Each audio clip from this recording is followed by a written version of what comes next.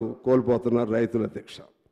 ఈ విధంగా ఇలా మనం ఇవాళ ఎందుకు ఈ దేశంలో ఈ రాష్ట్రంలో అంతా బాగుంది, అన్ని పారామీటర్స్లో నెంబర్ వన్ అని చెప్పుకుంటూ ఎందుకు ఈ విధంగా జీతాలు ఇవ్వలేని దుస్థితిలోకి ఎందుకు వచ్చారంటే కాళేశ్వరం.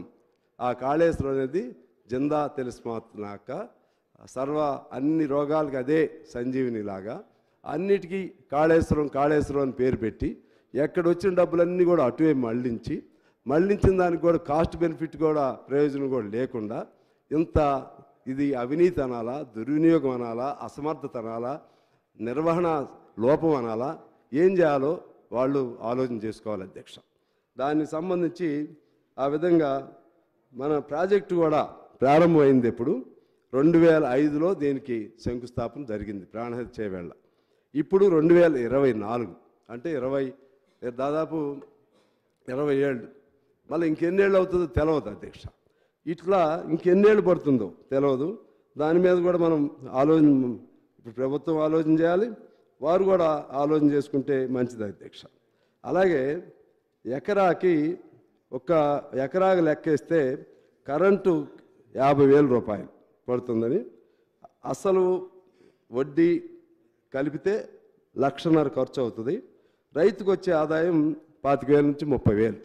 ఈ గ్యాప్ ఎలా పూడుస్తారో కూడా చేయవలసినటువంటి అవసరం ఉంది అధ్యక్ష. అలాగే 25,000 కోట్ల విలువైనటువంటి 17 పనులు డిపిఆర్ లేకుండానే కాంట్రాక్టర్లకు ఎందుకు అప్పచెప్పారో చెప్పవలసిన అవసరం ఉంది. అలాగే అవసరం లేకున్నా కూడా 2 టీఎంసీలే అవసరం ఉన్నా సరే ఇంకొక 25,000 కోట్ల కోసం ఇంకొక టీఎంసీని ఎందుకు పెంచారో చెప్పాల్సిన అవసరం ఉంది అధ్యక్ష. మల్లన్న సాగర్లో అక్కడ భూకంప జోన్ అని ముందే తెలిసి ఉన్నప్పుడు కూడా కాగు నివేదిక ఆ ప్రాంతంలో కాగు నివేదిక ప్రకారంగా ఇప్పుడు డీప్ సీటెడ్ వెర్టికల్ ఫాల్స్ అంటే లోతైనటువంటి పగుళ్లతో ఉన్నదని తెలిసిన తర్వాత కూడా 50 టీఎంసీల నీరు అక్కడ నిలవ ఉండే విధంగా మల్లన్న సాగర్ని తయారు చేసి అక్కడ రైతులను ఇబ్బంది పెట్టి రైతుల మీద అక్కడ ఆ ప్రాంతంలోనే అనేక నెలల తరబడి నిరాహార దీక్షలు చేశారని కూడా మనకు తెలుసు అధ్యక్ష. దానివలన అటువంటిది ఎందుకు గత ప్రభుత్వం ఆ విధంగా నిపుణుల సలహాలను కూడా పక్కన పెట్టి ఎందుకు దాన్ని టేకప్ చేసిందో వాళ్ళు చెప్పాల్సినటువంటి అవసరం ఉంది అధ్యక్ష. అలాగే ఒక టీఎంసీతో 10,000 ఎకరాలు సాగు వస్తుందని మనందరికీ తెలుసు. 10,000 ఎకరాలది వీళ్ళు చూపెట్టింది 17,666 ఎకరాలు ఎందుకు చూపెట్టారో వాళ్ళు సమాధానం చెప్పాల్సిన అవసరం ఉంటుంది. అలాగే మన ఈ లిఫ్ట్కి సంబంధించినటువంటి ఐరన్ కానీ ఇటువంటి కొనుగోలుకు సంబంధించి వాస్తవ ధర 1,686 కోట్లు అయితే వీళ్ళు అంచనాలకన్నీ మించి దాదాపు 7,000 కోట్లు వేశారు. 7,000 కోట్లు. ఒకవేళ ఇతర ఖర్చులు అవి ఇవన్నీ తీసేసినా నేను ఆ రిపోర్ట్ ప్రకారమే మళ్ళీ ఒకసారి మీ దృష్టికి తీసుకొస్తున్నాను అధ్యక్ష. ఈ లెక్కన ఆ కొద్దిలోనే దాదాపు 2,500-3,000 కోట్లు తినేశారు. ఎవరు తిన్నారు? కాంట్రాక్టులు తిన్నారా, ఎవరు తిన్నారా అది వేరు, కానీ తినేశారు. దీన్ని కూడా సమాధానం చెప్పాల్సినటువంటి అవసరం ఉంటుంది అధ్యక్ష. అలాగే వీటికి సంబంధించి కూలిపోయిన దెమ్మలు 148 కోట్ల రూపాయలు అప్పుడు. ఇప్పుడు వాటిని నిర్మించాలంటే ఆ కాంట్రాక్టులు రావట్లేదని గవర్నమెంట్ గట్టిగా ఒత్తిడి చేస్తే ఇప్పుడు ఒప్పుకున్నారని అంటున్నారు. ఆ విధంగా 10,450 కోట్లు ఇప్పుడు అవసరం అవుతుంది. అలాగే మేడిగడ్డ, అన్నారం, సుందిళ్ళ ఈ 3 మేడిగడ్డ దాదాపు వాళ్ళు 3 పిల్లర్స్ 4 పిల్లర్స్ అన్నా మేము కూడా చూసాం.